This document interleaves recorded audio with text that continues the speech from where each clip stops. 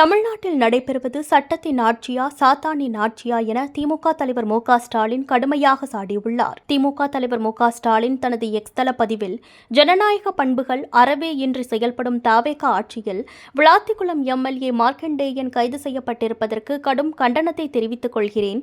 ஆட்சியில் நடைபெறும் தவறுகளையும் அவலங்களையும் சுட்டிக்காட்டும் திமுக முன்னாள் அமைச்சர்கள், சட்டமன்ற உறுப்பினர்கள், இணைய ஆதரவாளர்கள் என அனைவரையும் தொடர்ந்து வேட்டையாடி வருகிறது டேக் டைவர்ஷன் மாடல் தவேக அரசு.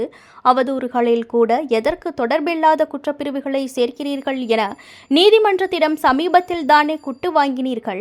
கைது செய்யப்பட்டுள்ள சட்டமன்ற உறுப்பினர் தனது வழக்கறிஞர் மற்றும் ஆதரவாளர்களை சந்திக்க கூட மறுக்கப்பட்டுள்ளார். அவருக்கான மருந்துகளை வழங்க சென்றவர்களும் தடுக்கப்பட்டு உள்ளனர்.